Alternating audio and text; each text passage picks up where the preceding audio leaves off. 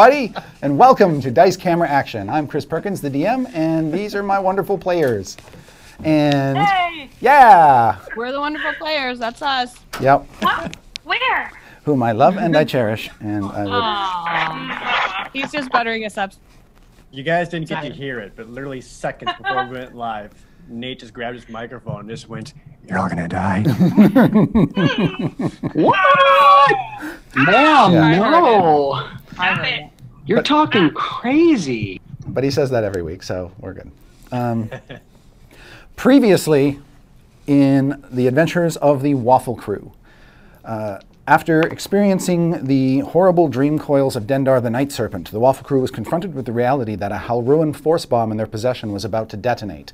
So Strix, in a panic, threw it through a dimensional portal, and it disappeared for a time, causing further panic, at which point Paultin used a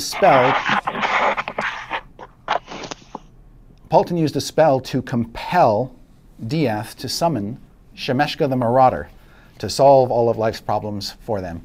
And that went about as well as could be expected under the circumstances. Diath was banished from this world to Sigil briefly and talked his way back in before the bomb was about to go off. And as the party raced to retrieve the bomb, Diath was the first to arrive, inserted one of his mysterious keys into the device, and shut it down moments before it exploded, taking the Waffle Crew and the city of Omu with them. Then there was a bit of a falling out between Paultin and Diath, as Diath confronted Paultin about his spell casting and about the calling forth of Shemeshka, at which point Paultin didn't storm off, but headed off darkly. And then Diath, feeling dreadful at the end of the encounter, called out Paultin's name. And Diath recalls in that moment from his nightmare reality with Dendar, a brief encounter with a version of Paultin he had never seen before, a version of Paultin in Waterdeep where there's snow on the ground falling up, and Diath walking away, and Paultin saying, "Hey Diath, where are you going? Aren't we friends anymore?" And that's where we start. Diath, Strix, Miranda, and Evelyn are all in the tumble-down, ruined heart of an old Omuan palace, surrounded by toppled statues, ivy-covered columns, and collapsed walls that sort of form a ring around you. And Paultin has stormed off and actually he stepped through a portal and disappeared, and you don't know where he went since. Night is falling over the city. Things are getting dark and grim, and the city is coming alive with the sound of insects and other nocturnal beasts. What do the four of you do in Paultin's absence? Do you want us to talk about how we're level 10 now? Let's do that first. So you've all grown from this experience, and while most of you are still suffering from the effects of the death curse, you did go up to level 10, which means your character's changed somehow. Let's fill the Waffle fam in on what happened to you guys. Starting with Diath. Sure. I actually got a decent hit point roll for once. That felt good. Oh boy. Yeah. So level 10 for rogues is typically an ability score increase. But there's always the option where instead of an ability score increase, you can take a feat, which is what I opted to do. I probably won't reveal the actual feat yet because I think that'll be a neat little surprise whenever that happens. But I did talk to Chris about it and got the okay. Mm-hmm. So aside from that, the only other thing you need to know is that I got more hit points and that my wisdom score has increased to 15. Very good, very good. Why did the wisdom score increase? What's the lore? This is part of the feat. It's so weird. Oh. He's grown. Well, the honest answer is that if I just went for the ability score, I would have put it into wisdom, because at this point, Diath has become so attuned for being the senses for the entire party. He would have gotten +2 to that, but instead he got +1 plus another bonus from the feat instead. Anna. Very little. I got HP which I rolled horribly, as usual. But my con modifier is high, so that's good. And then I got Aura of Courage, which means that anyone within 10 feet of me cannot be frightened if I'm conscious. So I make y'all feel real safe. Which, you know what? Seems like a really good time to have that. Yeah. But it's also true. Yeah. Aw, shucks. All right, Holly. Yeah, I took a bunch of dumb stuff that I don't need. But it's fun. That's the most important thing. Yeah, got some hit points. This isn't really a huge level for sorcerers too much, except for the fact that I get another meta magic, which I changed all my meta magic to quicken spell, careful spell, and twinned spell. So I can now cast 2 polymorphs at once if I want to. Or, but I can't cast any AoE things at once because that would be ridiculous. That would be busted. Oh, so there is no double fireball happening? No, I didn't. I thought no. But I mean, Dang. it's still. But there is a couple of things that I did to boost the party. So I kind of focused a little bit more on things that would buff the party a little bit instead of just explode things. So you guys will see that if it comes up. But All I right. think that's it. And Nate, what did Paultin get for goodies at 10th level? Oh, you know, some stuff. Pretty.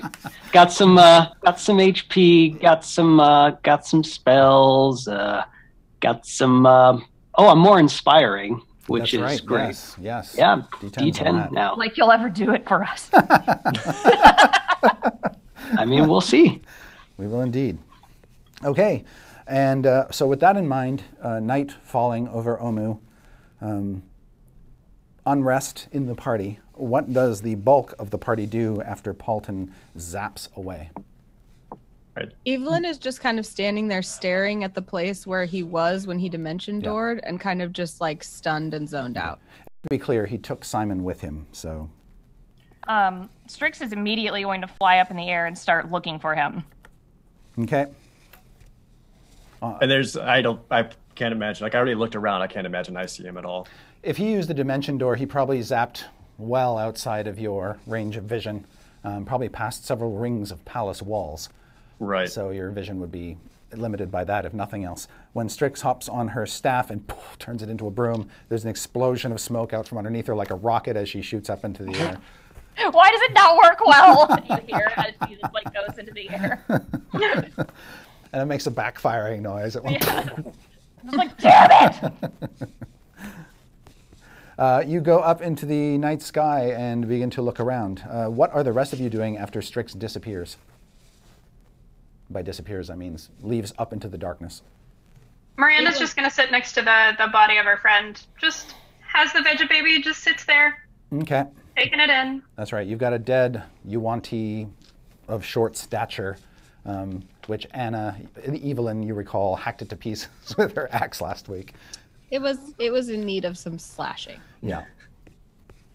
Evelyn, I think, is just, you know how when you're stunned by something, you feel like maybe if you don't move, it didn't actually happen because you're not letting time continue? I think she's kind of in that mode. Right.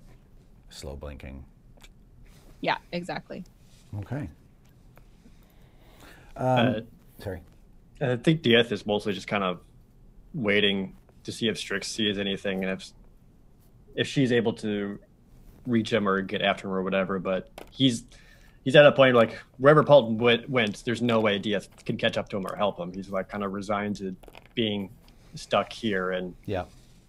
She's just like awkwardly standing there, like shuffling. I mean, not really like awkward shuffling, but more like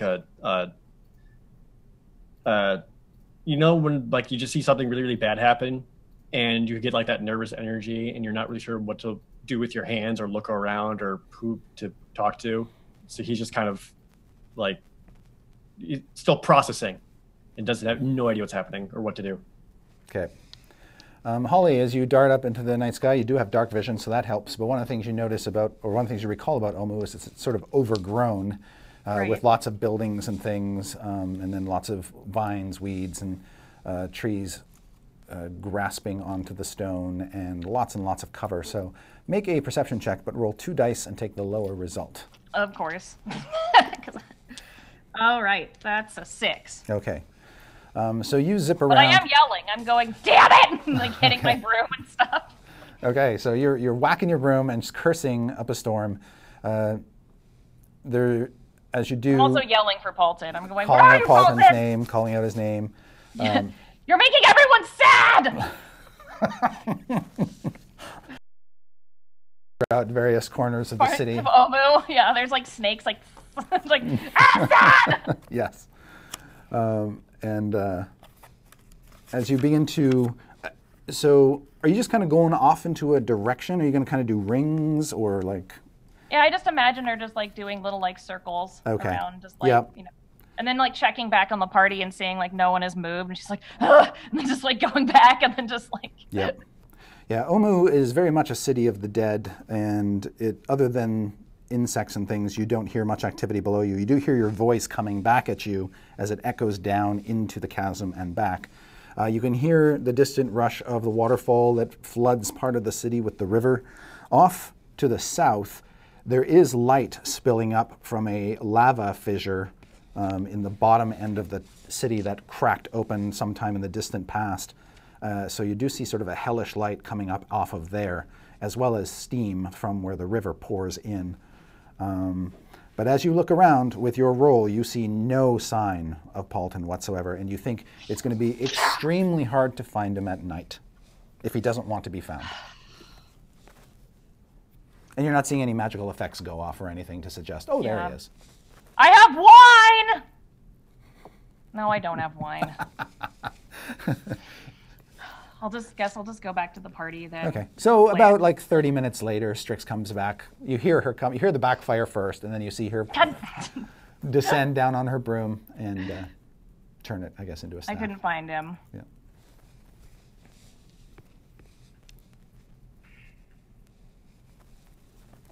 That's all right. You tried. I did try.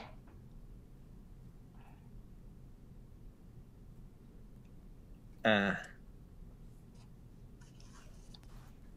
sorry, everyone. I didn't mean for that to happen. I didn't. When he says he's sorry, Evelyn just kind of like slow turns, like she's coming out of a daze, and looks at him, kind of blinks, shakes her head, and she's, it's not your fault. This was bound to happen at some point, and he shouldn't have done what he did either. So don't be too hard on yourself.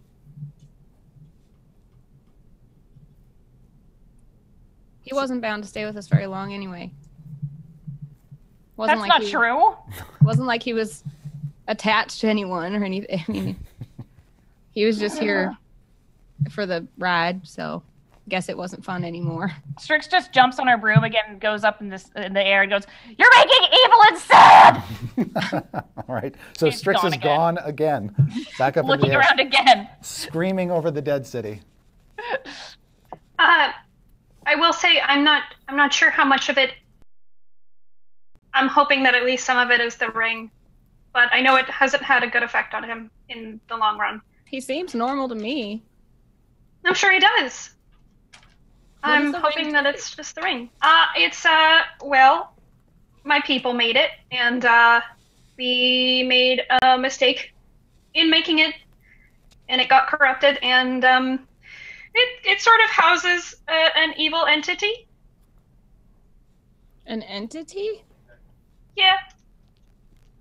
When you say sort of houses, you mean like totally does house? I don't really know. I haven't gotten to really look at it yet since he was wearing it. I just know that it's not good. There's a reason my people tried to get rid of it. Yeah, and you recall Evelyn Artis when he was with the party saying to Paultin that he didn't think Paultin should have the ring because he feared the ring would take control of him. Yeah, but she thought it was fine. As Miranda's talking, Evelyn just kind of like drifts, and she ends up like kind of leaning, like grabbing her around the waist and leaning on her, just kind of like obviously unconscious of the fact that she's taking comfort wherever she can get it. And Miranda kind of seems like a mom comforter type person. Right. So when you do that, like the little Vegapygmy sort of crawls up between you. And suddenly there's this sort of vegetable matter stuffed between you and Miranda. As soon as that happens, as it wraps its leafy arms around Miranda. No, I want to put my arms around Evelyn too. Okay. I want to comfort her. Okay. Evelyn almost, when the Vegapygmy is like, "This is my mom," Evelyn's almost like, "Oh, sorry," but then when she gives her a hug, she's like, "Oh," and she just kind of sits there like. All right, Holly, you come back having seen no sign of Paultin. I also imagine I was like pterodactyl or something. I'm imagining the broom is like you remember in like the Rescuers where there was that swamp machine that Medusa rode that was like that's what I imagine. Yeah, you probably had your own little adventure in the night where you were hounded by a pair of fiendish pterodactyls who wanted to take a bite out of you. And just like they're like, no, Evelyn's sad. Yeah. She can't cry. She's a robot. It's sad. Yeah. And once you realize that you've escaped them, but you're no longer over Omu, you quickly fly back. Yeah. And if I'd like to just crash into the ground. Okay. And slide as far as it will take me. Okay. The broom just sort of sticks into the ground and Strix tumbles off. Yeah. And I just don't move. I just lay. She just lays me. Are you hurt? Oh no, she's like covered up. She's like, I'm fine. No, that's how she always lands. You've got a couple new grass stains now. I can't tell. Miranda, I can only hope you're right and that it is the ring, but something tells me this has been brewing long before that. Well, it's been brewing. I don't know your history as well as obviously you guys do, but just don't give up on him so easily. I was pretty hard on him. I haven't. It's just he's always hated me, and I know that. I want what's best for him, and Strix sits up and she's like, "He doesn't hate you." Yes, he does. No, I'm everything he isn't. He does't hate you. No one here hates anyone. Prickly. You didn't see him. You didn't see his eyes when first Simon was crushed. You didn't see what I saw. That was hate. Just don't give up on him yet. I haven't. It's just... You have no idea how important friends are until you lose every single one of them. When she says that, Strix like sniffles into her robe. She's like, carcass over there and some weeds still sitting there. Some flies have taken to it, but nobody else seems to pay much mind at this point. Oh no! Sorry about your friend, she'll shuffle back up and be like, "Oh, we got a deader over here," and just start digging a hole. What are you using to dig the hole? My pie pan. Okay, so you turn your staff into a pie pan and begin digging with the frying pan. Oh, yeah, I'm just digging, and it's probably pretty soft because it's like jungle. Yeah. You know, so Well, about a foot, you hit what appear to be buried cobblestones. Like this was once a cobble-covered courtyard that's just become overgrown with leaf matter and dead vegetable matter and stuff. So you actually do hit pretty solid ground. You'd have to start prying up the cobble bricks. Yeah. Well, she just looks at everyone and she goes, "Does anyone mind if I chop the deader up, or do you want him whole in the hole?" That's okay. You can cut him up. Evelyn starts helping with she sees Strix working and she's just sitting there like leaning on Miranda. So she's like, oh, and she comes over and just kind of like in a daze is just helping pull up rocks and stuff. Okay. While you're doing that, you're not terribly bothered by insects here, and that's because once it really starts to get dark, coming out of God knows where, maybe caves in the walls of Omu, are thousands upon thousands of bats. I knew and they you were just going to start say that. circling overhead and feeding on all of the insects over the palace until there's this black swirling vortex of flapping wings above you. It would be chilling, except they're actually probably doing you a favor. And they don't. Oh, it's chilling. They don't seem to bother you. They're high enough up, like maybe 50 to 100 feet up, somewhere in there, and just I have insect repellent in case the bugs get too bad.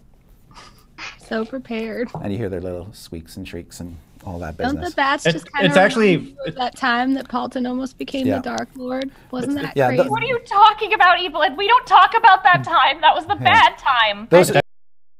I remember with Paultin were good times. Those of you says that as she chops off one of the arms of exactly. Those of you with Barovia stress syndrome know that thousands upon thousands of bats are not necessarily a healthy thing, but they Isn't it nice to just remember times with our friends once they're gone? You pull up enough rocks and things to create a hole big enough to drop this halfling's lizard body in it. He's chopped up. And chop his chopped up body. He would have liked it this way. No. You throw the pieces of Typho into the hole and cover him up. Ugh. Evelyn wants to stand up and like brush off her robes and like hold Miranda's hand. She's like, "Would you like to say a few words? Would you like me to say? Would you? Yeah. I don't know what to say." She's just watched it. She's like, "I'm done. This is the Lathander's job," and she just like goes and sits next to a tree and just like stares. "Oh, great heavenly morning Lord, who watches over all of us in life and in death. Blessed be your servant." What was his name? Typho. Typho. Blessed be your servant, Typho, who today has made the journey from the darkness to a new dawn. May he find... What does he want to find? Peace. May he find peace. And what else? And light. And light, as we all search for the light in our own hearts. May he find the ultimate light in your presence. O holy morning Lord. Hallelujah. Amen. Typho spirits and the soulmonger right now going, fuck.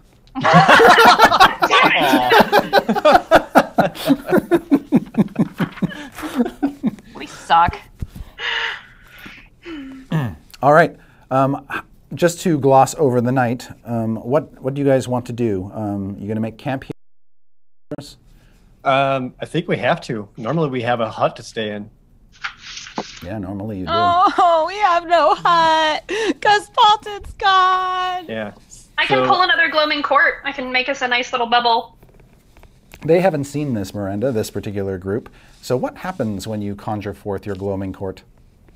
A bubble sort of forms in the ground. It's a 30-foot bubble, and it looks like a soap bubble. It's got that shining, shimmering little surface area. But when someone steps inside, like as soon as Miranda steps inside, it sort of like absorbs her like a membrane, and you can't see her inside, or at least it's harder to see inside. So can we see Can we see the outside while we're in it? Mm-hmm. It gives you a +5 for stealth and perception. Okay, but we can like enter in and out as much as we please.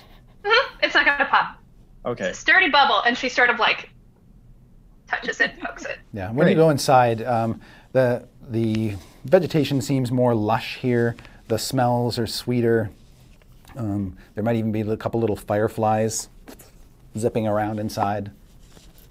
It's right. pretty here, but I'm not very tired, so I'm gonna take the first watch outside if you guys don't mind. No, it's all right. I'll take watch. It's fine. I'll take can watch. see. I'm not tired. Everyone stop being so nice to each other! I'll take watch! All right, Strix. You know what? Strix stomps outside. Actually, maybe you're right, Evelyn. If he does come back, I don't think I'll be the first thing he wants to see.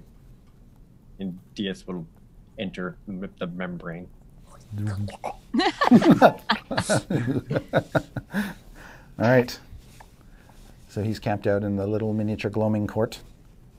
Evelyn, are you going to let Strix take first wash as she insists? I mean, she's already doing it, so Evelyn's just kind of like... She's planted her staff. That's, you know, a sign of... And she's got that face where it's like... And Evelyn doesn't seem to have her usual amount of willpower right now, so she just kind of shrugs and shoulders into the gloaming court. But uncharacteristically, usually whenever she goes to bed, she just finds like the nearest, nicest person and like snuggles up to them and goes to sleep. But this time she just kind of finds a little corner and curls up and tries to sleep, but just sits there staring. Cool.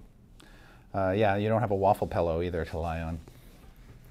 That's right. All right. My whole family is gone. The night passes uneventfully, just the fluttering of bats overhead, having their nightly feast. By morning, they have all but dispersed.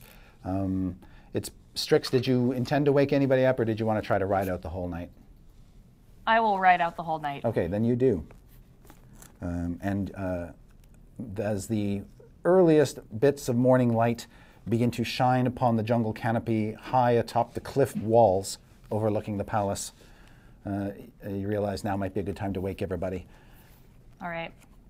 And it's at that time, Strix, when you see Paultin. Oh. He has returned. I don't say anything because I don't want to wake big. So I'm just like. Yeah.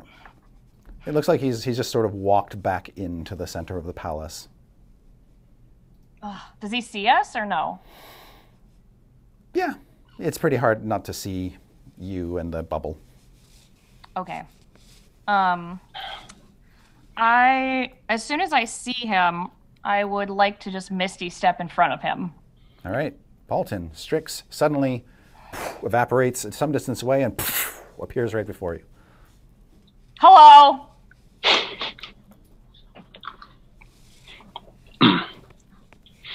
Do you care to explain yourself, or? Paulton's not even like, it's beyond ignoring. Oh. It's like he doesn't even like act like anyone's even there. Oh no. So he just does this sort of graceful sidestep and slips past her. Ooh. Ooh. Oh, okay. Ooh, not okay. So as he just sort of whiff past you, you're like, oh, it's like holding onto her staff really hard, and she's like, "Do you know how much you hurt? You hurt them by leaving. Why did you leave? Evelyn's just might as well be dead inside. I mean, she's a robot. I don't know if she's dead inside. Maybe she's not. I'm just saying. I'm just saying." And she's like, she'll just misty step in front of him again. she appears in front of you again. Talk to me!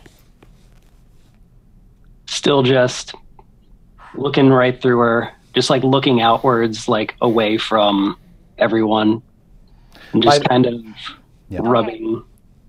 By this time, Strix's cries of "Look at me!" have alerted the rest of the party, who stir from their slumber, or in Miranda's case, you're just sort of roused from your trance. As soon as Evelyn hears Paultin's voice, she goes right outside the bubble, like, yeah. All right. And just flying and fluttering. She doesn't even go like toward him. She just goes out to see what's happening. Right. I think Dieth like kind of starts his sprint to head towards them, but then immediately second guesses it and just stops himself and just stands like within the bubble and just watches. Yeah, and just observes from the inside out. Is there anything around me, like statuary-wise? There's tons of toppled statues, partially toppled. Some cases, just the base of the statue, and you don't know where the top of it went. Other cases, you see the head of a statue or something. Yeah, there's all kinds of statue parts around here. Okay. Anything that looks like it could grapple someone? Yeah, you think there's like a torso with like parts of arms that if you were to use it to pin somebody down, you could do that. Some of the statues here were clearly of ceremonially dressed humans. Others appear to have been minotaurs. Oh, so there's like a minotaur head which has like two horns that could be used to like hold somebody down if they were pinned underneath it. Okay. Yeah, I would, as he walks past me again, completely ignoring me, I would like to cast Twin Spell Animate Object. Oh, okay. On two different statues, one with the horns and one that's looks like it might be able to grapple. Oh, okay. Groovy. And that's as I see the party coming, and I'm just like very angry. All right, so two pieces of statues seem to come alive. Are you actually going to try to use them to grapple Paultin? I am. Okay, then. So And I'd like one of them to cover his mouth. that will be difficult. Okay, well. But you can have them make strength checks. So these are basically medium size, right? Is that what you're doing? 2 medium-sized ones? Yeah. Okay, then make a d20 roll and add 2 to each of those rolls. Make 2 d20 rolls, one for each piece. Do we see Simon with Paultin? No. Ugh.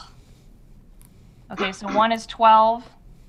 Oh, wow. And the other is 21. Okay, and Paultin, make a either a strength or dexterity, make a strength athletics or dexterity acrobatics check. Okay.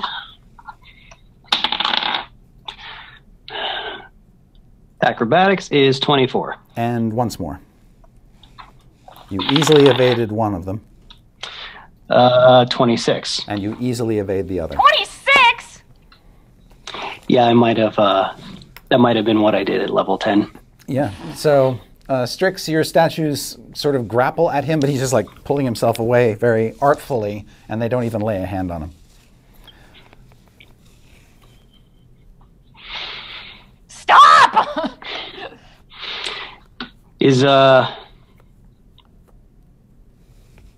Am I aware of this bubble? You can see the bubble. In fact, you were in the bubble previously, so you know, you're aware of its effect. That it creates. And Evelyn is floating just outside it. Yeah. You suspect Miranda must be inside the bubble because she created it. Okay. You don't see DF. Would I be able to penetrate the bubble, or is it just... Miranda, what's the story on that? Is there anything keeping him out or hemming him out? I don't think so. We just have a +5 to stealth inside the bubble and a +5 to perception. Yeah. So we'd be, I think, harder to see. Yes, you are harder to see. But yeah, there's nothing. Actually, I'm looking at it now. There's nothing to prevent you from going inside. But I don't. So I only see Evelyn and Strix. So to see anything inside the bubble, you. Oh, I thought they had both left. Both Strix and Evelyn are outside. You can see them perfectly clearly. But if you want to see something inside the bubble, you'll have to make a perception check. Okay. I would like to... Yeah, I'd like to see if I can see in the bubble from where I'm at. Miranda and Diath, are you taking any efforts to conceal yourselves in the bubble? Because if you do, you get a +5 bonus on your stealth check to hide from Paultin. Diath really isn't. He's just standing there, observing. He's not trying to hide from him. So make your roll, Miranda, and make a perception check, Paultin, to see if you see her in the bubble. And remember, Miranda, you have a +5 bonus to your stealth check. Yeah, it's a 4. Okay. 17. Okay, so you don't see Miranda, but you can see the shape, basically, of Diath. He's sort of shadowy within the bubble, but he's standing close enough to the edge of it that there's nothing really obscuring him. You see his dark form. Okay. And I'm certain that's him. Based on his profile and his silhouette, you're pretty darn sure it's him. All right. So Paultin just kind of gets up, no words, and is just dead-eyeing at DF. Oh, no. Do we see that? Does Strix see that? Everybody sees that. So, I guess with that, like, DF obviously knows, like, where Paultin is staring and understand what's happening. So, DF will step forward and reveal himself from the bubble and just... just stands out and just...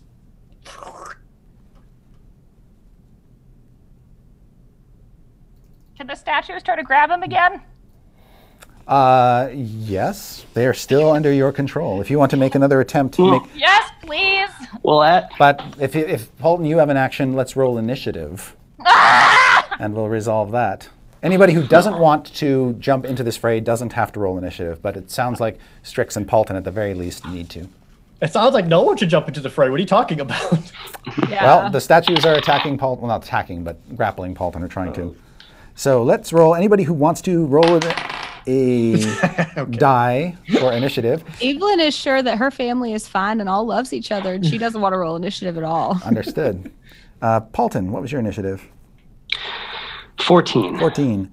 Holly, what was Strix's initiative? 18. And anybody else? 9. 9. Okay. 10 for Miranda. So Strix, your statues come over. Make your 2 d20 rolls and add 2 to the results of each. And Paul. Actually, okay, yeah, I'm gonna do that. Yeah. Okay. Yeah. You said 2 to 2. the results. Yeah. Okay. 10 and 17. Okay, and Paultin, to avoid being grappled by it, make 2 dexterity acrobatics checks. You have to beat a 10 on the first one and a 17 on the second. First one is 15. Okay, you're good there. Second one is 18. Okay, you are not grappled again. You just... They're not trying to hurt him. Like they're That's not, clear. Really not, like, Right. They are just trying to hold him back. Yeah, okay. You sense that, Paultin. They're not attacking you or harming you, but they are becoming a bit of a nuisance. What would you like to do since it's now your turn? So Paultin staring at DF. Mm-hmm. Just no words, just dead-eyeing still. Mm-hmm. Takes out the hilt of the sun sword. Mm-hmm. And just... and then just starts straight for DF. All right. How far is he from me? Oh, he's probably like about 30 feet. Okay. So, Paultin is dead sprinting. Yeah, I can get to him from there. Mm-hmm. He's running up. He's about to take his swing. Yep. And then he's gone. He disappears. So during all this, as like Paultin was even Falls running, out of the sky. Oh no! so like as Paultin was even running at Dieth made no move to fight back or dodge or anything. Yeah, you saw then it this. was You just- saw this sun-glowing blade coming at you, and then just before it's ready to strike you, it and its wielder just gone. Yeah, but like as soon as he's gone, Dieth is immediately just like.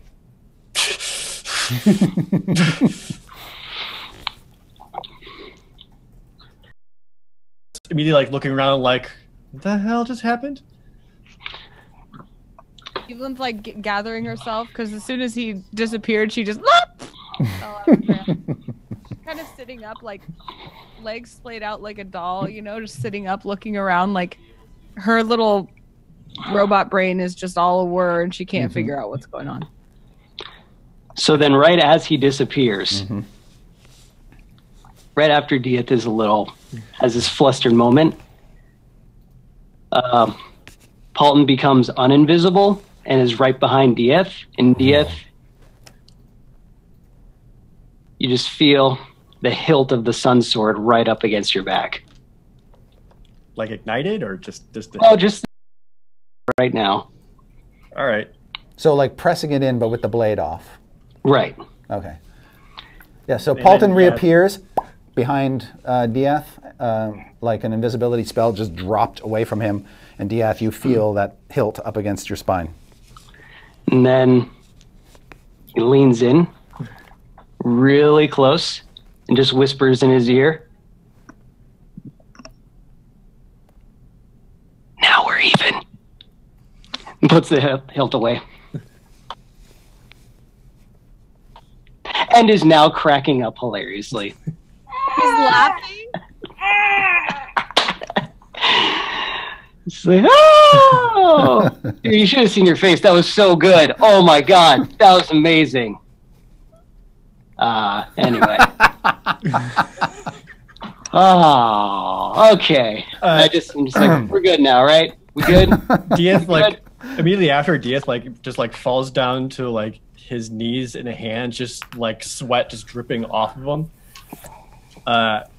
And then after like Paultin kind of starts laughing, Dieth actually starts laughing too, almost like he doesn't even really understand or know why, and then like rolls over onto his back and just laying it on the ground, just laughing with Paultin. Oh, we have fun here. Evelyn like tries to start laughing with them, like ha, ha, ha, ha, ha. But you see that actually, like, she can't cry. But you know, there's that the holy oil that kind of courses through her whole body. It just starts to leak out of like cracks in her neck, like her body. And like it's just like dribbling down as she's kind of like. Ha, ha, ha. Strix is a cloud. She just floats away. She doesn't even care anymore. She just hopes she dies. Okay, as she floats away, she could just hear Paultin and Dieth laughing outside of the gloaming hemisphere. Miranda, you're inside, and you're like, what the fuck is wrong with this? I'm not stepping out of here. No. Mm-mm. Okay. No. Mm-mm. Miranda doesn't understand jokes.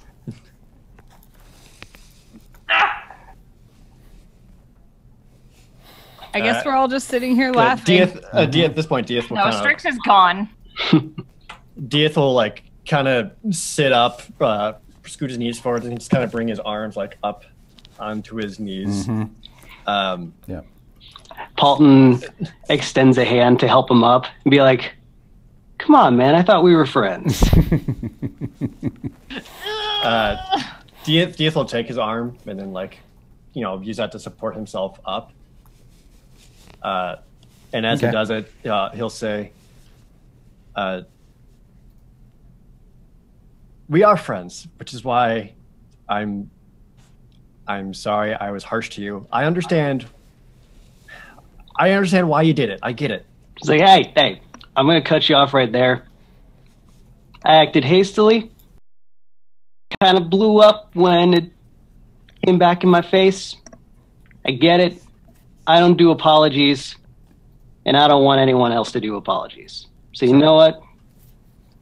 Water under the bridge. We're all here. We're all great. What's next? I know why you did it. None of us were acting, but I just need you to understand that Dieth will actually hold up the Ring of Keys. There is a price for every single one of these.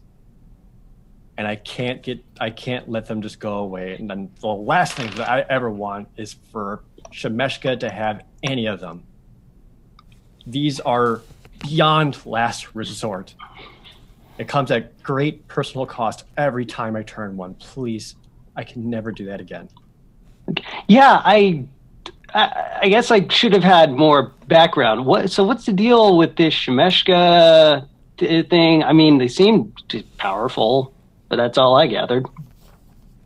There's now a crying cloud next to you. Okay, Strix is here.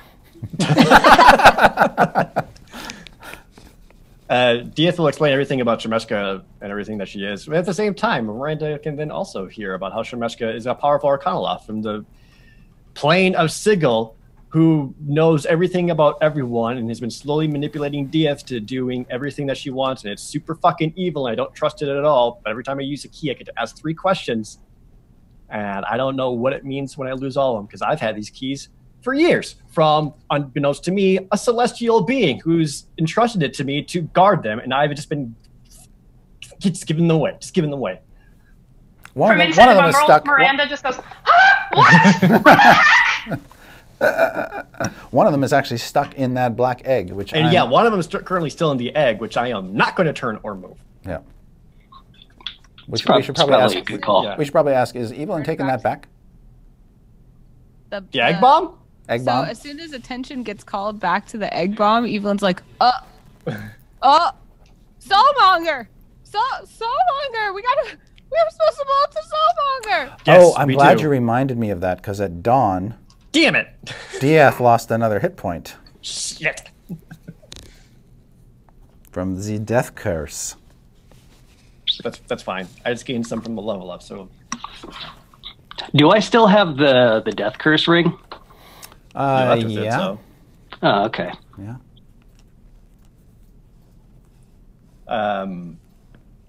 So I guess after that exchange... She has 3.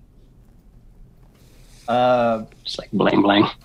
I technically have 4 keys left. One of them is inside the bomb. So after that exchange and explaining everything, Dieth will actually then go over to Strix. She's still a cloud, crying next to Paultin. And then after going to Strix, and she's like, I know she's still in Cloud Force, so Dieth is just like, Strix, come on. I need you right now. Turn back into a trash pile. Or Dieth will then kneel down next to her. Yeah, she's on the ground, covering her head like, nothing's funny! And then while she's on the ground, Dieth will say, Strix, I need you to listen to me because I need something from you. Don't worry, it'll be simple. I think we all need this, and this is really, really important. All right. Dieth will take his key ring, remove one of the keys, and then like take Strix's hand and like place it into it. And at first she's just like, and she's just like, okay. Yeah, and he's just like, listen to me. I need you to hold on to this forever. I know these things are powerful, and I know Shemeshka wants them, which is why she can't have them. And I need you, no matter what, do not let this go. Never lose it. Never use it on anything. I need your help with this.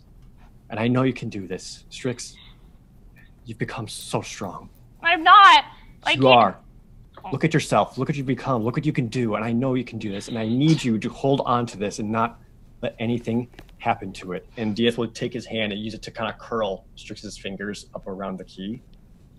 And just say, whatever, I don't care what you do with it or where it goes. I just need you to make sure this stays safe.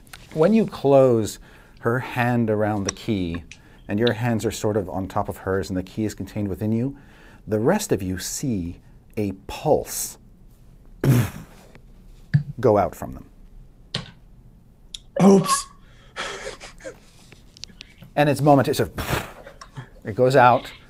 For Strix and Dieth, it just feels like, it doesn't feel like anything. It's like for a moment all the air just sort of kind of went away in a sudden rush, but then it was very fleeting. But the rest of you sort of saw the grass ripple away from them as this pulse went out. Did we feel that? No.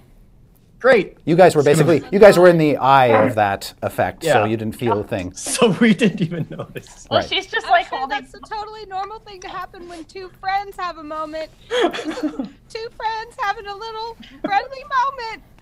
She's just holding the key and like sitting on the ground, just like, hi, all right. And she'll just like stick it somewhere in her robes. Yeah. You know, Perfect, where it's lost forever. Or it's lost forever. She's got little hooks on the inside of her robe, probably. Yeah. Yeah. Paultin's like, that was weird. Was that weird? I feel like that was weird. She'll just. It's just totally normal and fine. There's no reason why anyone would have anything other than just friendship. Friendship. She's just ignoring everyone, and then she'll just like give Dieth a hug. Okay. Paultin's in the back. Now kiss. He's ignoring everyone. You don't hear that. So I guess then after that, that's so scary. But we didn't see that. Yeah, I know that. I know. They were just gonna move on like fucking nothing Also, happened. she's just crying, and for some reason, she like can't stop crying. She's like, "Okay, it's fine. Does anyone need another dead body covered up? That's how I'm useful." Miranda, while this is going on, and you're at a loss for words to explain a lot of what's happening between these people, but one of the other Vegapygmies who you recognize as Parsnip comes over to you just as the sun is coming up over the city. The walls around you are still too high to let any sun shine upon you, but it's soon enough you'll be feeling the beating sun. But one of them comes out of the shadows and just kind of tugs on your outfit to get your I attention. scoop him up. Hi, buddy. Where'd you come from? Where are you? Where were you guys? He kind of points off into a direction where there is a hole in the wall, which you suspect he came through. And he seems to be somewhat distressed, like he's trying to get your attention and to go somewhere. Over to the hole? Yeah. Okay. I'll drop the bubble. And like you- it pops and it okay. just sort of. And I'll head over. Okay. While she's doing that, and after DF stands out after giving Strix the key and turns back to the rest of the party, he just kind of like pauses for a moment and then looks at Paultin and says, "Where's Simon?" Oh shoot, sorry. I had Simon hide for that little thing, for that little show. Come on. And he was just behind a rock. Oh, thank goodness! So when like Simon reappears and like kind of reunites with Simon, DF actually gets a little bit of a smile to himself, like a sort of relief and a sort of admiration. Okay. Miranda, you sort of crawl through this hole that the Vegapygmy came out, and you can see that there is another Vegapygmy waiting on the other side of the hole, looking just as nervous as Parsnip. This one's name is Green Bean. Green Bean, my little legume. Oh, I missed you. Can I see anything around him? Is there anything like beyond him that's obviously distressing him, or is it just... No, it's just more ruins and wreckage. But once you sort of crawl out through the hole and you're on this side of the wall, they seem intent to take you somewhere.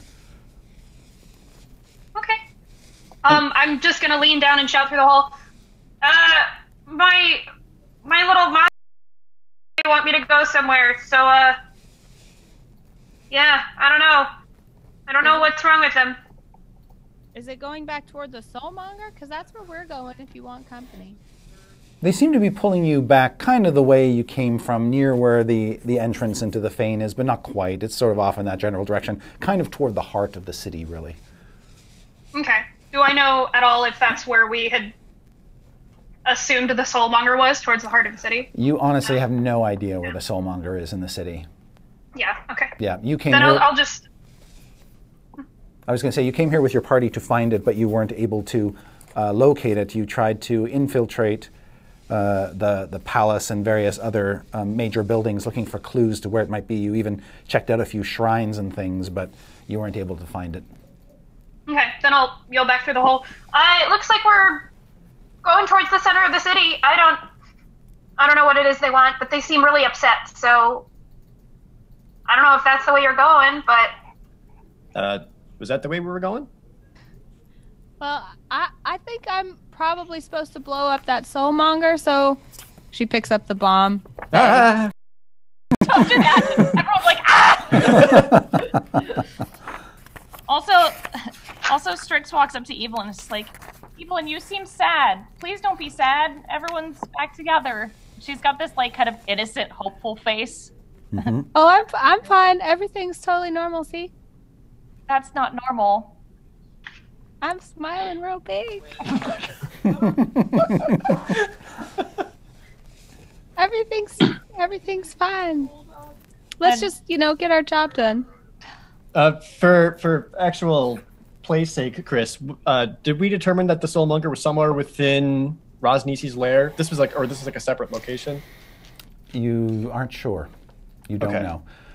You were told that from the Oracle, I believe, that Rosnisi was key to getting there, but you don't know specifically where it is in relation to his lair. Out of him. And you didn't. Yeah, he did not survive long enough, thanks to I did that. Strix's fireballs and whatnot, and a little bit of help from Miranda as well. He did not get questioned. Right, and the location of Mr. Fox's spectacles and book was somewhere not Rosnisi's lair. Yes, correct. Okay. So then there's a pretty good chance I need to look elsewhere for that. Mm-hmm. Oh. Now, Can't we just... Go on. Well, Paultin would like to take notice of Evelyn's mood, and because it's pretty apparent that she's like not 100% there, right? Yeah, I would say so. Okay. So he picks up on this and he's going to walk over to her and just hands on shoulders, like, everything's okay. We're all here. I'm right where I need to be right now. Okay? You are? Mm-hmm. Like here is right where you need to be? Like in this particular meadow? Or like... I'm trying to like trying to comfort here. So if Oh, okay. Yeah. Thank you. Thanks. Huh. That didn't go as I thought. Oh well. I'm sorry. Okay. No, it's fine. It's fine. It's fine. No, you're fine. You're fine. You're good. You're fine. You're fine. It's fine. The whole No. party's just watching this exchange, so awkward. There's like, It's like, you plan something out and you're just like, oh, this will totally go. There's no reason that, but it does. It's fine. It's She good. grabs his hand, she puts it back on her shoulder. She's like, no, it's fine. It's fine. That's real nice. Thank you. I'm glad you're here. Me too. She puts her hands on his shoulders awkwardly, so they both have their awkward hands on each other's shoulders like a middle school dance. It's like, And so just we're like- like, it's like, so are we like church hugging now? Or is this like a Lathander thing? Yeah. Like, It's the bonding dawn. I haven't Diaz heard turns back that. to Miranda and Strix is just like, did we miss anything? Like all this is going on. Diaz is like back on task. yeah. Did we miss anything back in Razanisi's lair? Was there anything else that we could try to go back and find? Maybe we missed maybe some possible clues or something to find these Mr. Fox's things and this soulmonger. From what I remember, there wasn't a doorway that we hadn't gone through. Yeah, you didn't. There. Yes, you are correct. All right. Strix, that sound right to you? Hey, I'll try and remember my times with the aforementioned more rich and more successful adventuring party and more famous. Diaz rolls his eyes really hard at that. And tries to think about if there was anything I remember maybe about the entrance, because I know that they were looking for it too. Yes, and you know based on your recollection, and I'll have you make an intelligence check just to see how much you Alright. recall. That's an 11. Okay, you remember that they had received this information that the Omuans, having lost Ubtao forsook them or had forsaken them, and so they took to worshiping these 9 new gods who showed up to sort of fill the power vacuum. Right. And the it turned out trickster that those gods. they turned out to be trickster gods, and when the city fell and the gods died, they entombed the gods under the city in a special tomb, which is called the Tomb of the 9 Gods. And presumably that's where you think you have to go. But you know the entrance is somewhere in the city, and you know that it may be warded or guarded or locked to prevent just anybody from getting in, but you're not sure exactly where in the city that is.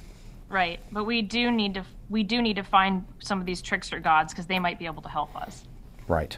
And Right. you've seen their iconography in the city. Yeah. And around the city, although you haven't visited much of the city, you have seen things that look like they might be shrines dedicated to these gods, because they have obelisks with the gods' faces and iconography built into them. But you haven't met the gods themselves or seen any evidence of their presence. Which I guess if they were buried in a tomb, you wouldn't. But Right. Yeah, so she'll say all that and to say we need to find these. They're like little powers. They're not big powers. Maybe they're not even powers. Maybe they're something else. And she like tries to explain it, gets distracted, comes back on task, and is like, we need to find them. Right. And then Diaz will turn back to Miranda. And you were saying that the Brussels sprout was trying Brussels to... sprouts that one. He's very specific. I'm sorry, that was really insensitive they're of all- me. It's okay. It's all right. I had to learn. And actually, as Miranda, the parsnip sort of leapt off away from you and is running ahead a bit, but stopping to make sure that you're following. And he looks distressed. He's sort of frustrated that you're moving so slowly. All right. Well, they're headed towards the center of the city, I think. So that's where I have to go. They're really upset, and Well, they live here, so let's follow them. Right. Maybe they found something. Yes. I need someone to say that this is where we could possibly find the soulmonger and Mr. Fox's items. I really need that. This is where we could find the soulmonger and maybe Mr. Fox's items. And Thank you. Therefore, I can continue on this path. okay. I'll be glad to have you with me. This. Evelyn has heard absolutely none of this and is just staring there looking at All right. They're having a moment. I don't want to. She put the bomb down like the second because he had her hands on it, and as soon as she was grabbing his hand, she just kind of like Thunk. thrust it to the side. Paultin's like in that moment, but also minding the bomb, like.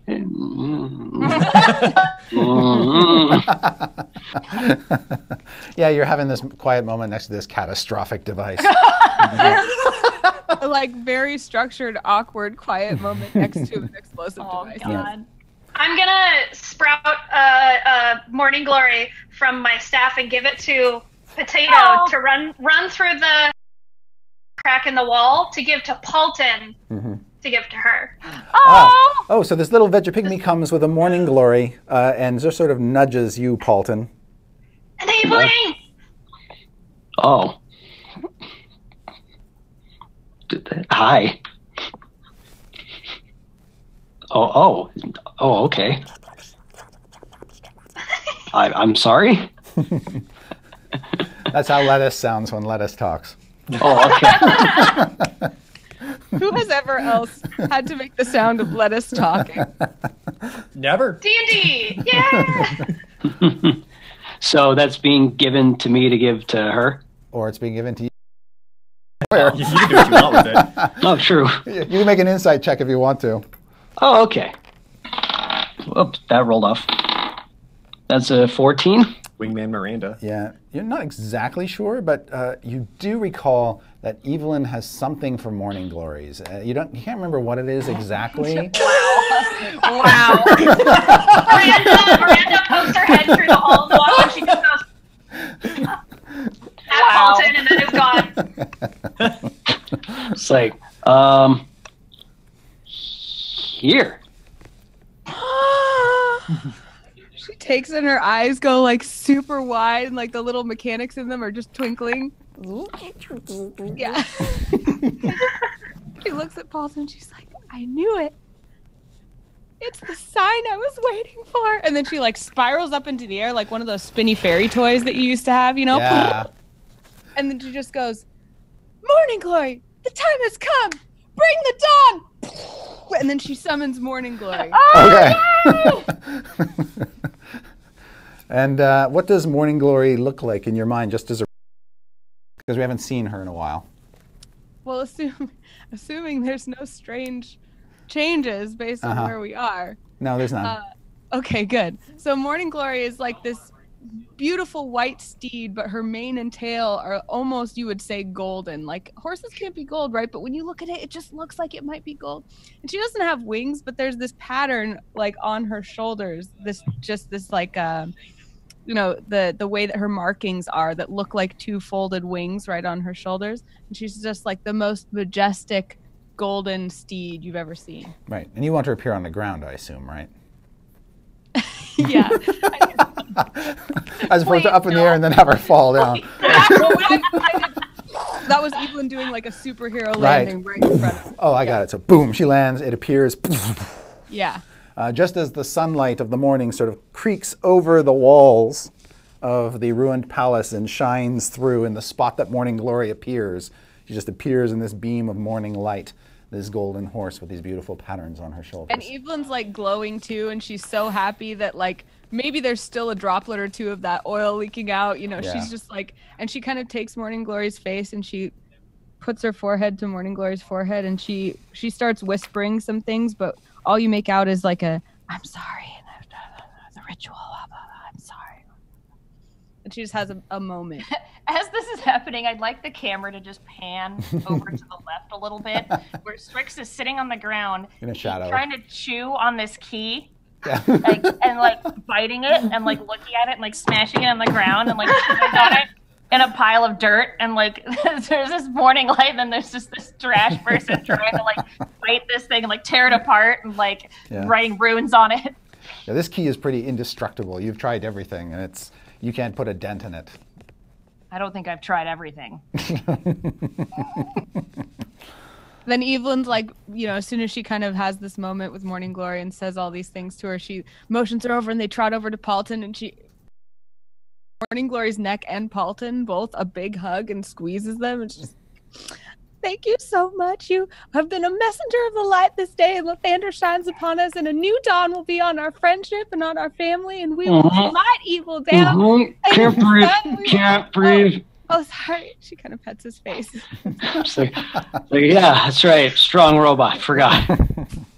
Yes. Miranda like sticks her arm out into the hole and waves towards DF, and she's like, "Okay, I gotta go. If you guys are gonna come with me, I guess I don't know. We're coming with you." Yeah. Okay. Well, I gotta go because they're real upset, and she's just gonna start running after. Okay. Parsnip. Yeah. As you run back through the ruins of the city and through other broken walls, and they're leading you further in Yon, but basically back toward near the entrance, the secret entrance to the Fane of the Night Serpent. But before they get there, just outside of the outermost wall of the palace, there is a copse of trees, wild, overgrown jungle trees. And as you're making your way through those trees and they're leading you through, one of them probably has you by the hand and is just sort of tugging you along as fast as he can walk. You begin to notice one thing right away is it's colder here than the place you just came from. And it seems to get colder the deeper you go in.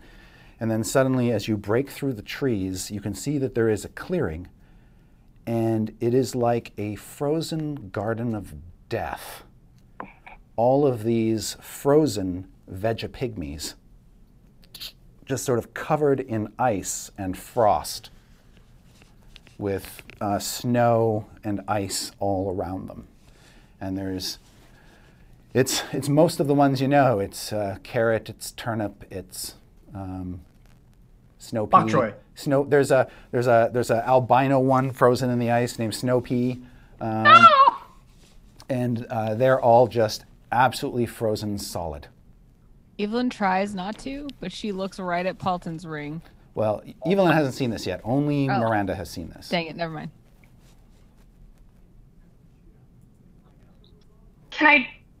Miranda's gonna try and start breaking through the ice and just clawing as hard as she can to get one of them out. Yeah, you find that it's very hard to break the ice with your hands, but if you crack it with your staff, you can sort of split off chunks of it. And as you do, you can see it's like they were flash frozen.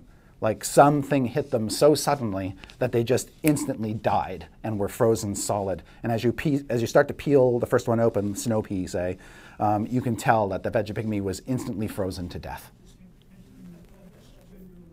She just kind of cradles the body And you count like there must be 30 of them scattered throughout this garden.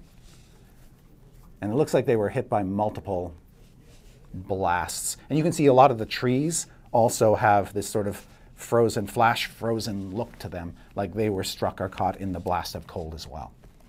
Chris Perkins is like, okay, fine, you're not going to die in the game. I'm going to kill like 50 of the people you know.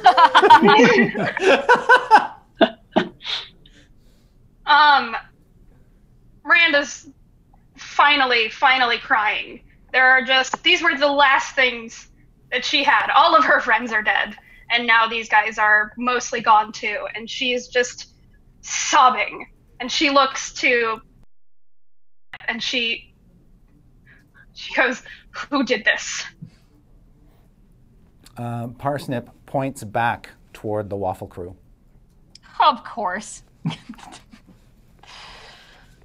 All right. She stands up with Snow Pea still, and she goes towards them until she's within viewing range of Paultin, and she holds it out and she said, "Did you do this?" So the rest of you see, as you are following Miranda, you see her come out of these trees with this frozen Vegapygmy corpse and say exactly what she just said. If Strix sees it's frozen immediately, she's just like, "Ooh, the Paultin." Oh, okay. So instantly an ice thing is me, even Who though. else would it be? Potato, point to who did this. It would be Turnip and Parsnip who could do it. Both Turnip and Parsnip point at Paultin. Oh. You didn't do this, Paultin? You didn't do this? It's like, oh, okay, so I don't get along with the little potato people, so that's why we're going to take their word for it. Tell me you didn't do Really? this. No, say that you didn't do this. I didn't do this. Then why are they pointing at you? I don't know. I don't know what goes on in their little freaking produce heads. Jeez. Can I tell if he's lying? Harsh. Make a wisdom insight check.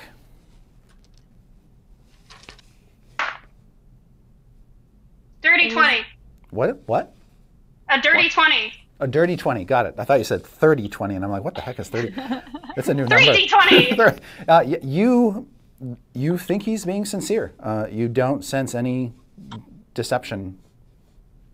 I can't help but notice, Paultin, you put a lot of emphasis on that I, as though I didn't do that. Is there someone else that we should know about? I was defending the person being accused, who was I. Okay. Well, that's good. I'm glad you didn't do it. Hey, I've been back for, like, not even that long, and already, like, all this shade's being thrown at me. It's like, you know what? I came back, and I had a little fun with it, and I just, no, I don't storm off again. He does a half turn away, and then no. Yeah. Paultin, I'm only asking you because they're pointing at you.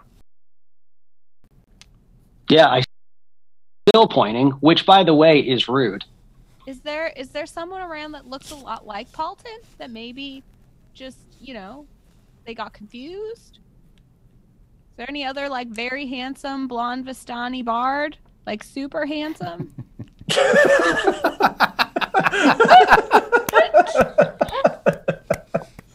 Like, yeah, super handsome? Yeah. Yeah. Dieth will start interjecting and kind of like use his hands to motion everyone to like kind of stop for a moment and like calm down. It's like, Miranda, I think he did this. And then Dieth will turn back to Paultin. But, Paultin, do you remember everything you did last night? Let's see. So well, let me start. Let me see here. So there was the bomb. It was going to go off. I did a thing that people didn't like, even though inadvertently, it worked. But we're not talking about that, right? We're gonna go after that. And then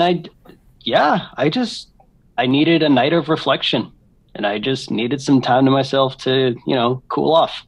That's so important. Taking time for reflection. That's very spiritual. Yes, Evelyn. Yes. Mm-hmm. Can I go to one of the trees that's still alive that was near the blast and cast Speak with Plants? You sure Excuse can. me? You sure can. Paultin doesn't speak with plants. That's a thing. That's a thing? I'm sorry your party is only good at burning things and messing up. And preaching. Yeah, so you can cast the spell as an action for sure, and plants within 30 feet of you gain a limited sentience and animation, giving them the ability to communicate with you and follow your simple commands.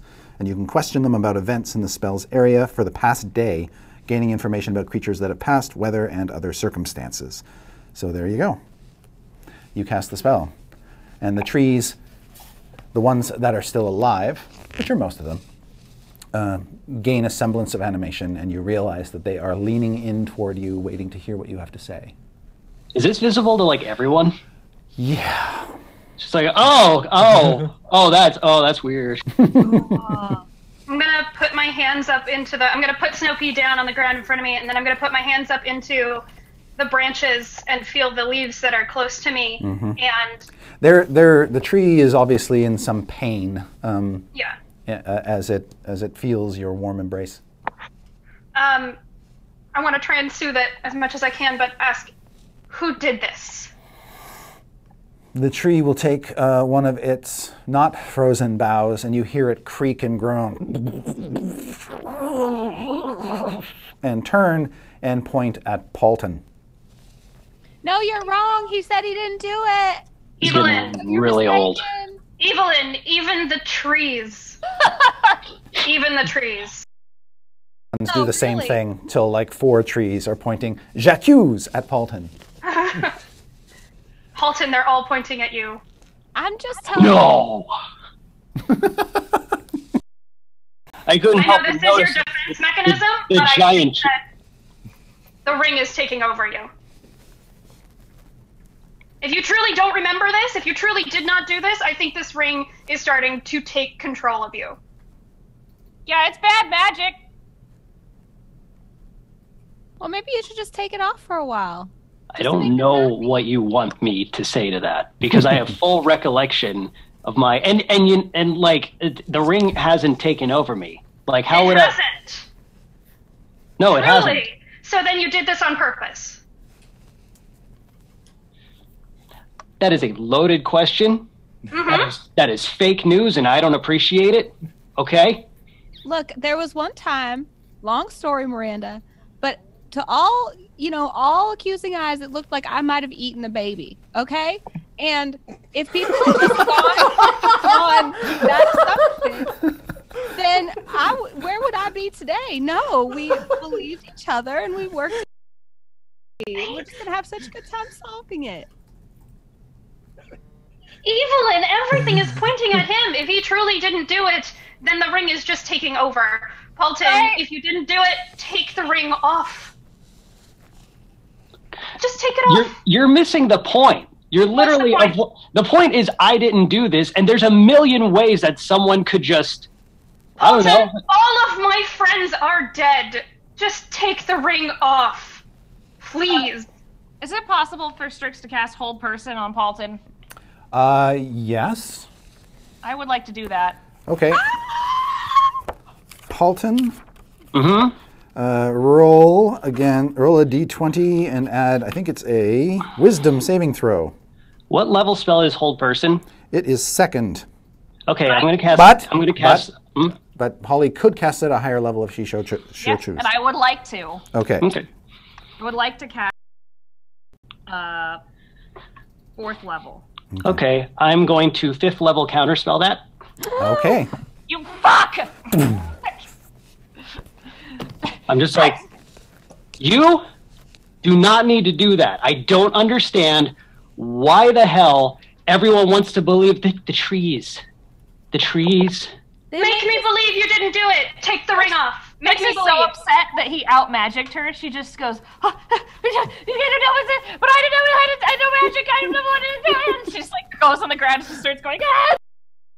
Like she's having full-on panic attack. Let's all stop casting spells that take away each other's agency without consent, okay? Let's just learn from that, and let's move on. I'm gonna... I'm just gonna kneel down and be like, I know last time you freaked out, I yelled at you. And that was very not cool.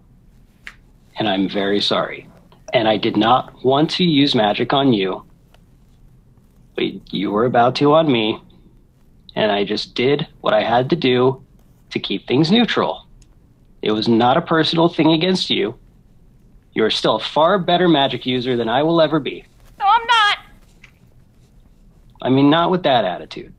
But when he says that, she just looks up and she's like, all right, I'm sorry. The ring is taking you over and I just wanted to take it off because it's really bad. It's like, this ring doesn't work like that. Yeah, it does. It's convincing you that it doesn't. Paultin, my people made it. This isn't some like werewolf thing where I'm just instantly like, oh, another thing is in my body and I just don't recall anything. No, like I understand the risk of this and I know what it feels like for it to have power. But I remember where I was the entire time and I know what I did. And I did not do that. At this point in time, everything is pointing at you. At this point, Simon has come up alongside Paultin and just sort of takes his other hand, just like as he has done many, many times, just to stand by his side. Maybe Simon remembers seeing something. Simon? He toward you? Just like a little bit like a were you here when this happened? And do you have to like gesture towards all the ice and everything? And he turns back to Paultin. And looks up at Paultin. It's like, don't look at me. He asked you the question. He turns back and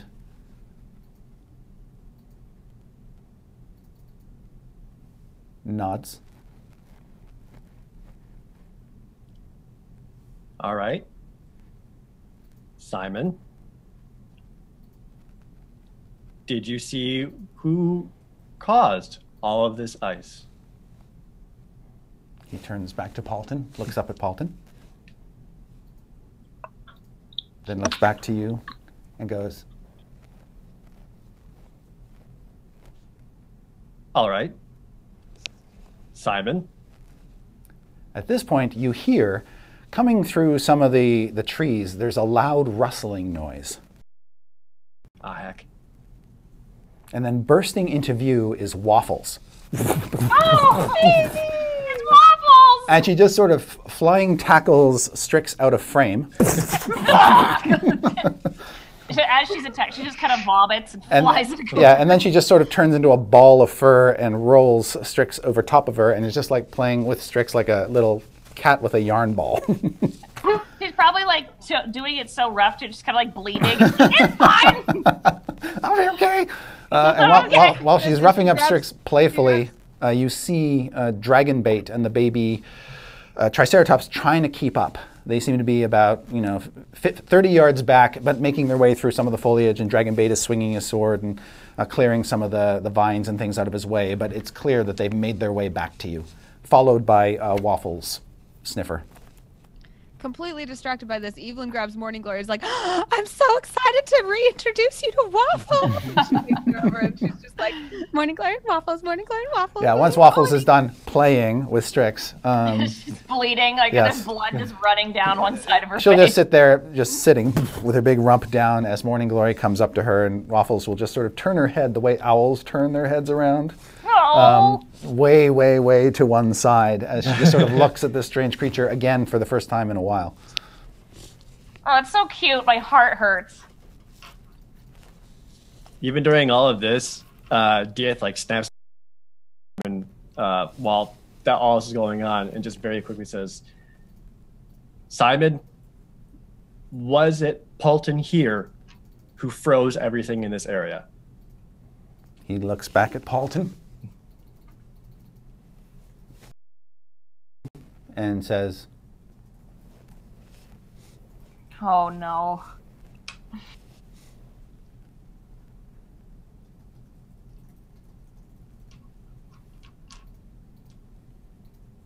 Okay. La la la, pets, la la la. Oh no. Yeah, it's Strix, while this revelation is causing Dieth to have an aneurysm, Strix is gonna walk over to Dragonbait and like grab a snack from her robe and just like hold it out to him and be like, thank you for taking care of them. You're a good whatever you are. he'll take the snack in his hand and smell it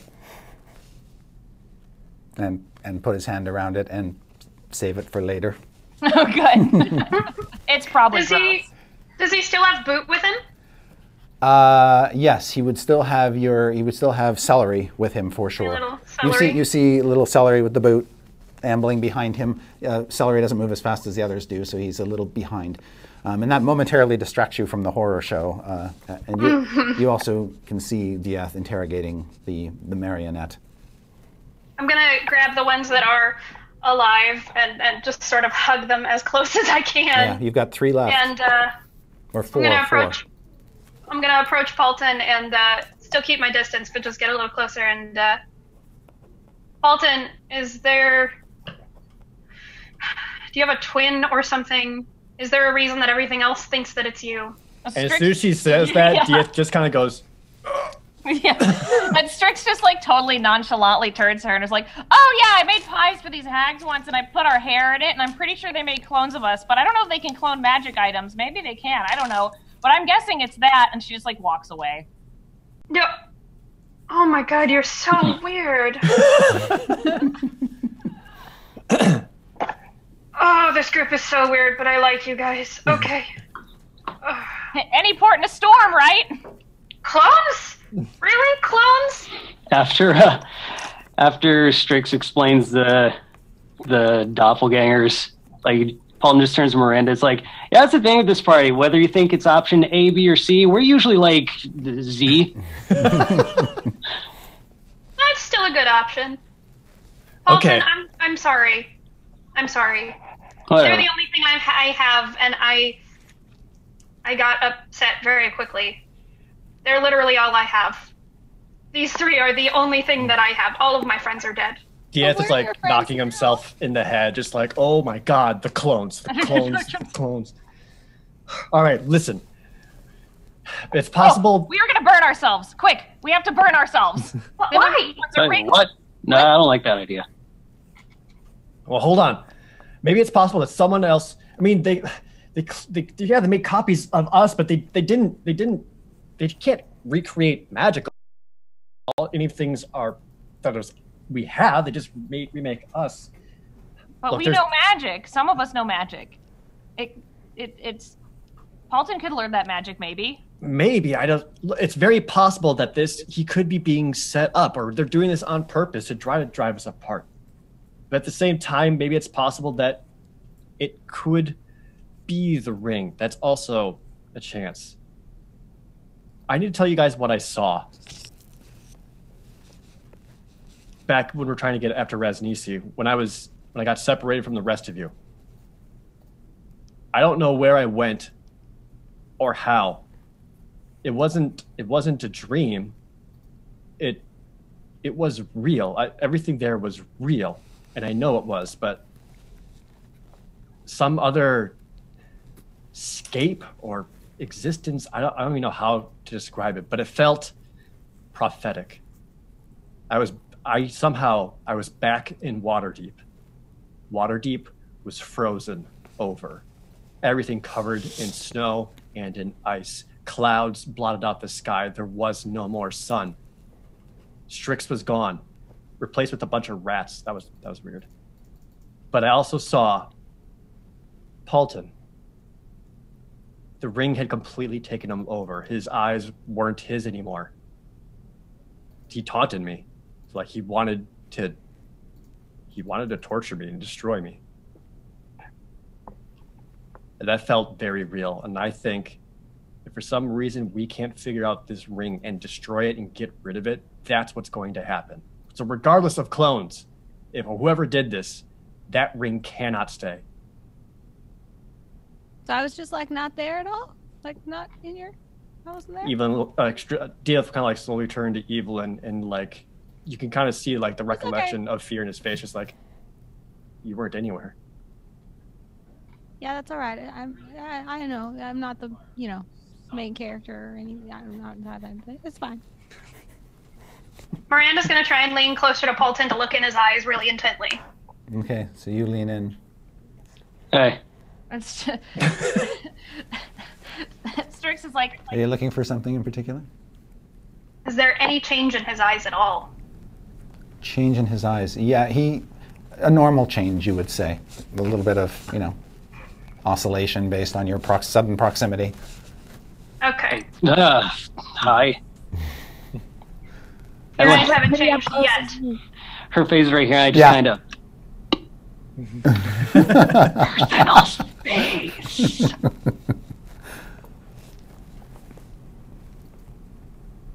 I don't trust that ring. You're gonna what? I don't trust that ring. Neither do I. Paultin, I don't trust it. Like, all right, I'm tired of all this stuff about. I was like, oh, the ring's taking over you, blah blah blah. I was like, you know what? It's fine. I'm just gonna. Oh, that's so nice. See? Look at that. Fine. Look at that. Look, the ring is off. I'm gonna put it How in my long can you pocket. keep it off? I'm gonna put it. If you would let me finish a damn sentence, holy crap! It's gonna be in my pocket because we are going to figure out what to do with this ring. Are we happy now? I know I shouldn't trust you, but I am really happy, so. Cool. I'm happy too. That's why I haven't taken the ring off, because I've been a big deal this whole time. It might be in the future. Okay, well, we're not in the future. We're in the now. Now it's fine, but yeah, it's fine. Whatever. Thank you, Paultin. Paultin, you're feeling all right? Yeah. I mean, you know, now I'm like dying again. That kind of sucks, but Well, you've still got the other ring, the ring of protection that protects you from the death curse. Did you take off the ring of winter, or did you take off the ritual ring? I think you took off the ring of winter, right? Mm-hmm. Yeah. So you still have the ritual ring, and somewhere you have Evelyn's signet ring, though I don't know where you're keeping it. Right. It's like, and yeah, now it's like it's cold, but aside from that, is it cold? It's colder here on the edge of this effect that seems to have frozen to death all those Vegapygmies. Evelyn doesn't know. You wouldn't know. That's true. Chris, there was a time where Dieth tried to remove the ring from Paultin in front of Klaus. Right. And he seemed to have a very different attitude about that during then. Mm-hmm. So knowing that, yeah, how much does Dieth trust and believe what Paultin is doing now? You can make an insight check. All right, I will. Okay. Oops. Oh, good, Jared. It's okay. 16. Okay, so, well, you saw him take off the ring. No big deal. Stuff it into his belt pouch. Mm-hmm. That's surprising a little bit that it was so easy, but on the other hand, you also saw the ring in possession of Artis, and there were times when Artis was able to take off the ring without any problem. I did also see Paultin put it on Handrew and use that to get it away. Yes. You don't see the hand, by the way. Hand isn't here. Where's the hand? Paultin, where's the hand? You know, your brofister guy. Hmm? Yeah, you lost that. We needed that. Kind of didn't want to talk about that. What do you mean you didn't want to talk about it? He lost his friend. He feels sad, don't you, Paultin? He got lost in the cold. In my really stupid time of reflection, which I wish I didn't even have to take, yeah. I'll just say the snow was very deep. What does that mean? Where did you go? I don't know where he went. I took my time to reflect, and there was a bit where I did lose track of Simon back, but Andrew did not. No. If you're talking about snow being deep, where did you go for your moment of reflection? How were you in snow? Dude, I went far, man. I was out. You know how far you can go in like 3 hours with multiple dimension doors? No, I don't. Far. Oh, yeah, that's right. Far. Not that far. It was pretty far. Can I use detect magic on the ring and tell if anything has changed about it? Sure. You can cast the spell. All right, I'm gonna do that. Okay. It was like Aladdin, when Aladdin gets, in that tower that goes all the way to like the snowy place with Abu. That's what it was like. Nice. All right, sorry, you're just casting the spell. So when you cast the spell on Paul's direction, and everybody can tell that you're casting the spell, but an interesting thing happens. The ring and everything else about Paultin glows with a singular aura. There's not separate auras on his magic items. He and everything about him is all one aura. And it's illusion. No. Paultin, where are you? What? What do you mean? He's not here. What the hell does that mean? He's an illusion. Where are you? Now you felt, if he's an illusion, he's the solidest illusion you've ever felt evil in. Yeah, like we Touched my interacted. shoulders. I felt it. He touched my shoulders. Diaz pulls out a blade right away and just like, who the hell are you? There's something No, about him don't. that's off. Either your entirety is an illusion, because Miranda hasn't touched him yet, or you are casting something. I Now, touched him. what's It's going Paultin. on? I know it is. It's fine. Then what am I saying? Yeah. Paultin. He has a heart. What's He has a going on? heartbeat, Evelyn. You felt it when you grabbed him by the shoulders. Yeah. Paultin looks at Miranda. Just, you are really good at running your mouth. And he just sits down, just like hands over his knees, takes out some wine, just, and then takes a chug. He's just like,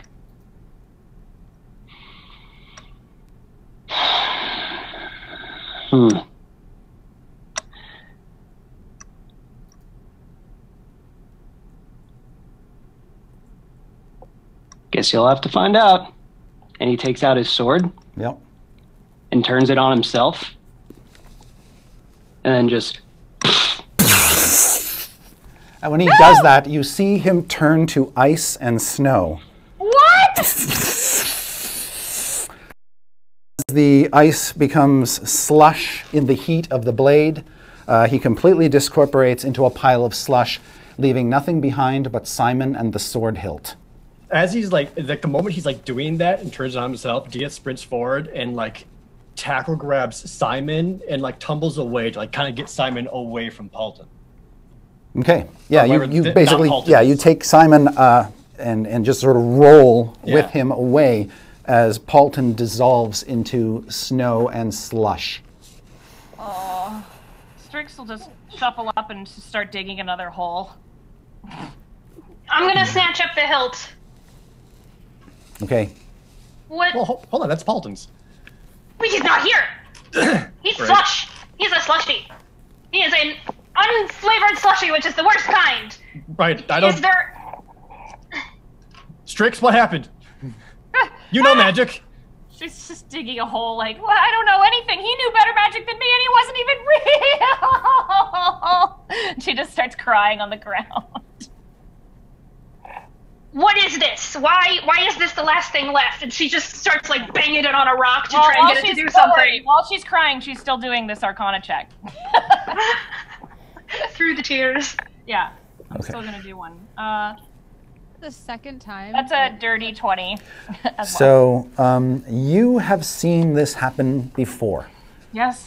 Yep. Somebody you thought was Paultin in Ravenloft turned out, got hit by a fireball and turned to ice and slush. This is exactly the same thing. The Maximus. He's back at Strahd's house. You believe it is a Simulacrum. simulacrum of Paultin. And what that means is, well, with your great roll, you know two things. One, he was entirely created out of ice and snow and given the semblance of life. This is not something you knew the ring could do, but maybe Paultin can. Yeah, it's very powerful. And But she's you know that really the simulacrum's belongings aren't real. They turn to slush as well. So he must have gotten the sword off of the real Paultin. Right. So the real Paultin is somewhere without the sword. Yes. Right. So Strix is just going to stop digging for a second and just like hold her pie pan up and be like, the real Paulton's probably in danger. I think he's trapped somewhere because that sword was his. Evelyn is just kneeling by the place where Where the slush is just sort of settled into a yeah, lump. and she's just kind of like taking the slush and trying to like put it back together. And part of it No, just sort of that's- flop, flop off the side, and she like takes it and pushes it back up into this volcano-like lump. Something's wrong. Yeah. Strix, what about the ring? Miranda, can the ring do this? Could the ring have made this? I have no idea. I know that it's evil. I know that it's terrible. I know we tried to destroy it, and I have no idea. It could have gotten more powerful since the last time we even heard of it. Yeah. Miranda, you know that it has several prescribed powers, but over the years it has been used to greater effect by certain creatures. And there was some hint that the frost giants were going to use it to freeze the world. That was something that was told to you back when Zandala was helping to chase down the item with you. She feared that the frost giants were going to use it to freeze the world. So it has great power locked inside it, but it's unclear how that power comes out. It can do any myriad of things. From what I have heard, it's so powerful. It's so incredibly powerful. We should not have let him have this for this long. I need to get this back. I need to destroy this. This could be bad. This could be very bad. Even though it's incredibly painful for her to let go of a magical item, she goes to Evelyn and she hands her the hilt and she goes, "You should hold on to this. This is important. You need to have this until we find him."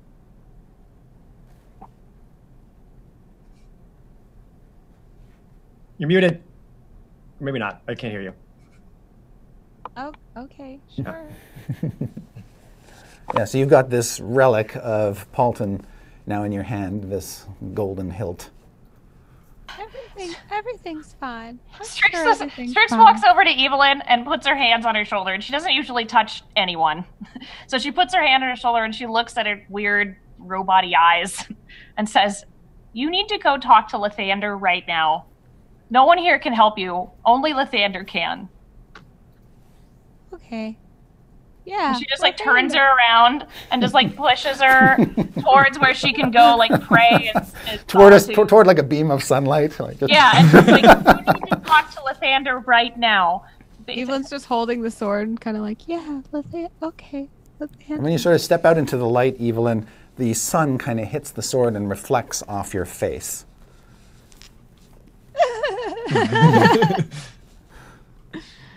Are you talking to him? Yeah, Lathander, blah, blah, sword, Paultin. She's just sort of wandering through the sunlight. Dieth, you can see Simon is not trying to wrestle his way out of your grip, but he doesn't want to be held down forever. Yeah. I'll release him. Okay. And he'll stand there and just sort of dust himself off. Yeah, and I'll say, Simon. He looks up at you.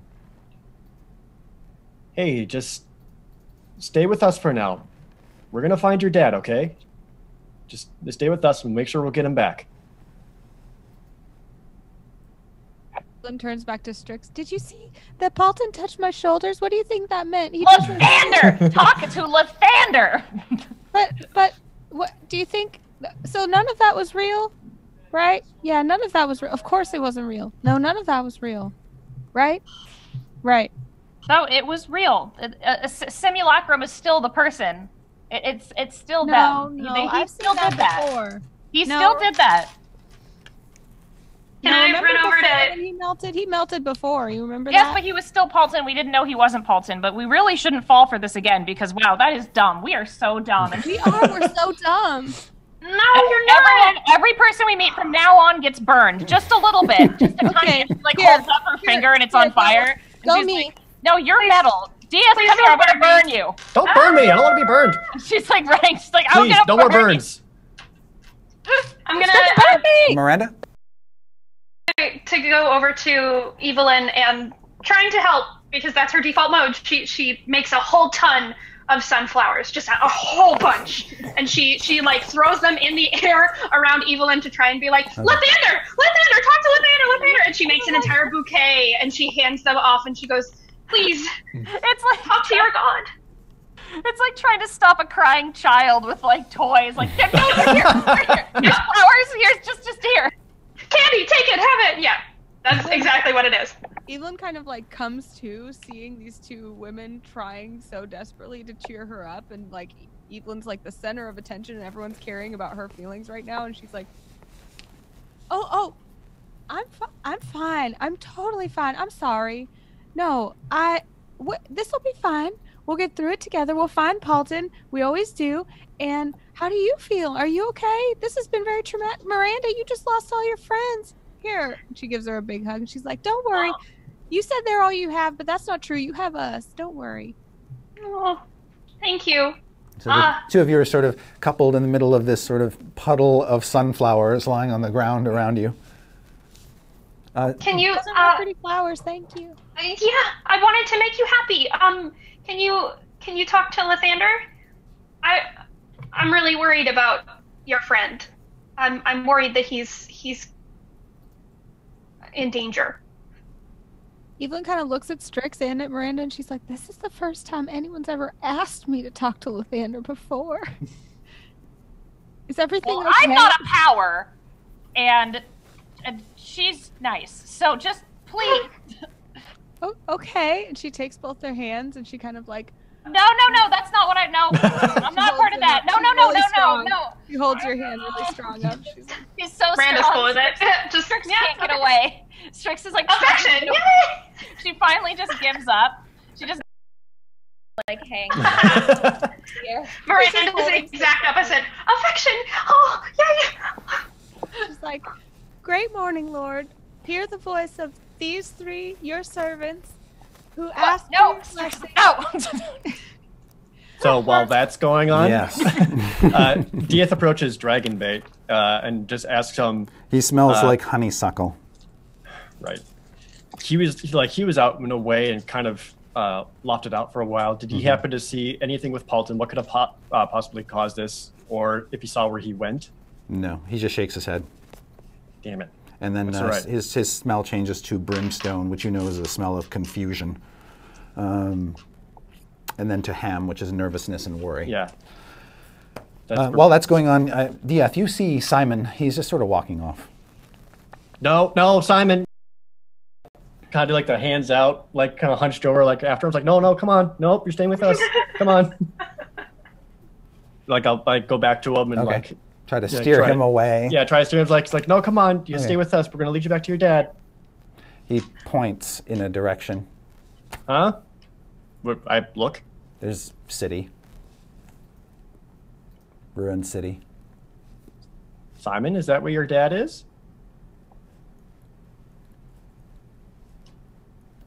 Dieth just kind of like slowly stands up and it's just like, I will never get used to that. He'll like again tell Simon's like, okay, just stay with us, stay close to us because we're gonna keep you safe until you're back to him. But if you know where he is and you can show us that would be really good. You want to be good, right? All right, good. The entire time, Dieth in his head just thinking to himself, what the hell am I doing? And then he'll return back to the party. Strix is still hanging. Yeah, Strix is hanging. And she just looks at him and goes, "Help!" Everyone's still praying for guidance as to where to find Paultin. Okay. Look at the Miranda's white just balance on happy. my camera gets ruined every time I put my arms up. There's like a Lathander going. I don't know how that's happening, but it's really cool. Dieth will go back and tell the party and just say, Simon seems to know where Paultin is, and we can follow him to him, which is going towards the city, which is where I need to go anyway, so I could do that. God speaks through the mouths of babes. Hallelujah. Did she drop Strix finally? Yeah. Oh yeah, totally dropped. Oh, she just crawls away. Like, actually, no. She turns into spiders. You turn into a pile of spiders. Polymorphs herself to a pile of spiders. All right. Strix turns into a swarm of spiders and begins to crawl around everything. Evelyn is very worried that she will step on one of them. So she flies. Yeah. Okay. You see. All right. But yeah, Evelyn's just like, let's go, and follows Dieth, and she grabs Morning Glory, and she's like, Dieth, you want to ride? You can't fly, but you can ride on a magical, beautiful, wonderful horse. All the spiders are on the horse. Weird. I'm good. Okay. You can ride with Strix. So you're following Simon? Yeah. Actually, Dieth will walk with Simon. Okay. So if Simon leads the way, Dieth will stay nearby him and try to protect him as much as possible. Okay. Just like a pace or two behind him? Yeah. Okay. As Simon begins to lead you through Omu in the morning, you find yourself kind of meandering through the streets. Dieth, you feel a needle of ice jam through your skull, through the middle of your brain, and you are so racked with pain that you take 25 points of psychic damage. Wait, what? You take points of psychic damage, and immediately, as this needle is jammed into your head, you can't do anything except just kind of hunch over and almost collapse in on yourself. Simon sort of stops when you keel over. Does anyone behind him see where it came from? It didn't seem to come from... The rest of you just see Dieth just sort of clutch his head, lurch forward, and let out this gasp of ah! Sound. God. And Strix Brain isn't spiders freeze. anymore, right? Yeah. And Dieth, as the horrible, horrible pain, this needle grinds into your brain, you see just blood coming out of your nose and out of the corners of your eyes. Yeah. Oh, what's happening? Strix is going to cast Cure Wounds. Okay. And that's where we'll stop. Oh, no. Oh, darn. So, Dieth, you think you know what this is. Yep. Yeah. What? Oh, no. I don't know. Once the pain passes, you know what this is. Yeah. Welcome, Rachel, to all the shit we have to go through every day. Oh my god! You're a weird group, but I love you! Oh, but this is terrifying. Okay. All right. Well, what a sesh. I'm really upset about all this. That was fun, guys. A nice day. I just want to get You're some ice such cream. an asshole. That was fun. All right. So next week we'll answer the question maybe of where's Paultin? And until then, does anybody have any announcements to make? I do. I am going to be DMing my first 5th edition Dungeons & Dragons campaign. And I am a little babby DM and don't know what I'm doing, so we're all going to learn together. And we're going to use the D&D starter set adventure, Lost Mine of Phandelver. And that's going to start next Tuesday, directly following Dice Camera Action on Misclicks. So the same slot as Misclicks D&D Devotion, and actually the same cast as Misclicks D&D Devotion, except I'm kicking Neil out of the DM spot and Nice. I'm jumping in. Very good. So come help me in chat because it's my first time, and it should be really fun. Yay! I have a charity stream on Saturday with the Game Grumps, so I will be there doing. I think it's for crisis text hotline thing, so which is pretty cool. So I'll be doing that, and then yeah, so it's gonna be fun. All right. Yay. Nate, do you have anything? Tune in next week. I'll be drinking between now and then. Yep. Just The usual. drinking. Usual from me as well. We got the Dice Camera Action Discord. We can go on, and join the subreddit and Discord. But go to the subreddit and join in on all the different discussion, fan theories. I was poking fan around on art, the subreddit yesterday. fan fictions. Nice. Great. You give you such good ideas, Chris. It always gives Chris such awesome ideas. It works out awesome for us. Love it when that happens. But be sure to go to the Dice. Enjoy that discussion. You also join the Discord from there. I'll spam that link. And also a shout out to PowerScore RPG, who's going to be hosting Waffle Talk immediately after this episode. They'll have a lot to talk about. Yeah, lots to talk about. Love to see you guys decompress this and how awful it was. They usually can. Better than we can. Yeah, that is at twitch.tv/PowerScoreRPG, where the three of them just discuss about the most recent episode. It was further community building stuff. I believe twitch.dnd now hosts it as well, so you can go to that or just stay here and watch it immediately after.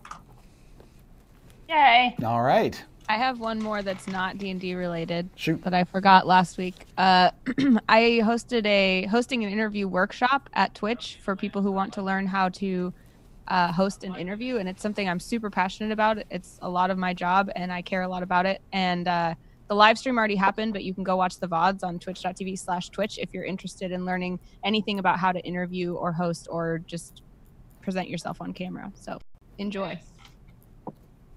And my last thing real fast is that if anyone's going to be at KatsuCon this weekend in National Harbor, Maryland, I'll be there. wandering around. If you see me, feel free to say hi. I believe there's a D&D cosplay group meetup, and I might try to make my way to that if you're looking for me. Yep. I'll try. I have no promises. I don't really know what my schedule or what's going on, but I will try to be at that at least. That might be the best spot to find me. Okay. And Rachel, Girls Guts Glory kicks off in March again, you said last week. For those who don't know, what character do you play on that show? I play Moira Muirin. I'm their paladin, and I'm righteous as hell.